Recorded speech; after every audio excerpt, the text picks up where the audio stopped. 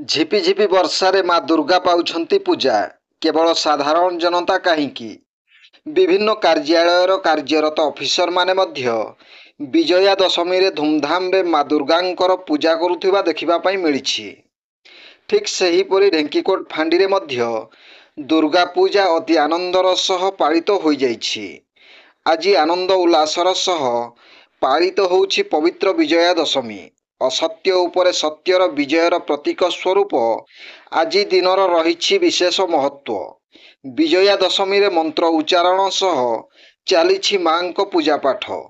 ଅନ୍ୟ ବର୍ଷ ଅପେକ୍ଷା ଚଳିତ ବର୍ଷ କେନ୍ଦୁଝର ଜିଲ୍ଲା ଘଟଗାଁ ଥାନା ଢେଙ୍କିକୋଟ ଫାଣ୍ଡି ପକ୍ଷରୁ ଅତି ସୁନ୍ଦର ଭାବେ ମା ଦୁର୍ଗାଙ୍କ ପୂଜାର୍ଚ୍ଚନା ସମ୍ପନ୍ନ ହୋଇଛି। ଢେଙ୍କିକୋଟ ଫାଣ୍ଡି ଅଧିକାରୀ ତ୍ରିନାଥ ନାୟକଙ୍କ ତତ୍ତ୍ୱାବଧାନରେ ଆୟୋଜିତ ହୋଇଥିବା ଦୁର୍ଗା ପୂଜାରେ ଢେଙ୍କିକୋଟର ବହୁ ମାନ୍ୟଗଣ୍ୟ ବ୍ୟକ୍ତି ଉପସ୍ଥିତ ଥିଲେ। ପରେ ପ୍ରସାଦ ସେବନ କାର୍ଯ୍ୟକ୍ରମ ମଧ୍ୟ ଅତି ସୁନ୍ଦର ଭାବେ କରାଯାଇଥିଲା। Bureau report, Janajagaran Odia. Video ଗୁଡ଼ିକ ଆପଣମାନଙ୍କୁ ଭଲ ଲାଗୁଥିଲେ ଆମ ଚ୍ୟାନେଲକୁ ସବସ୍କ୍ରାଇବ୍ କରିବା ସହ ଲାଇକ୍ ସେୟାର କରିବାକୁ ଭୁଲନ୍ତୁ ନାହିଁ।